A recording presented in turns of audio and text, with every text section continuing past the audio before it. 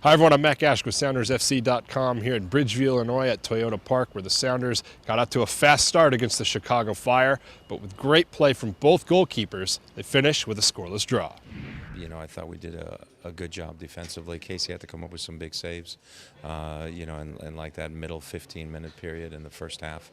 After that, I thought we did a much better job at tightening up. We had some chances, but at the end of the day, we're playing a team that's motivated. They're playing for a new coach, and to be able to come away with a point is not that bad. Yeah, well, I mean, we knew they were going to come out hard. Having a new coach, one thing they were going to do was fight, and so we just wanted to match that. And so we came out hard as well, and thought we did well. You know, we also feel we're a good road team, so we try and play, with the willingness to go forward even though we're on the road. And I thought we did that early on. If we could have snagged the goal there, it would have changed things. But then after that, they put us on our heels a little bit. Second half was a battle, and, there was a few half chances for both teams, but nobody could, get that final touch or that final, piece of magic that to separate it. So I think overall it was probably a pretty fair result. For us, it's the first time we've played in heat, and I thought fitness-wise we held up fairly well because we haven't played in the heat and humidity. We haven't trained in the heat either, and so as a result of that, I thought fitness-wise I thought we were good.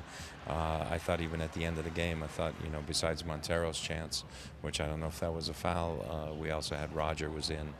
We had the header off the corner that Brad feels he could have done better with, so we had some chances to win it at the end as well. Yeah, I kind of headed it right at him, kind of put one of those anywhere else and you got a goal. But, I mean, we came out with 1 point, and when we're playing away, that's all right. It's not bad, although we would have loved to win.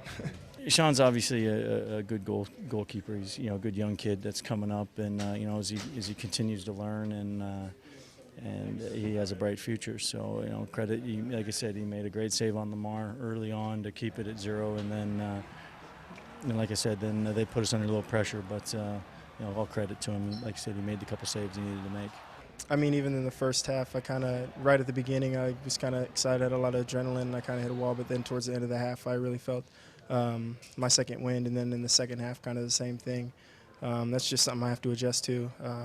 Like I said, the regular season games are a lot different than the reserve league games. So once I get that fitness up, then I think I'll be really good.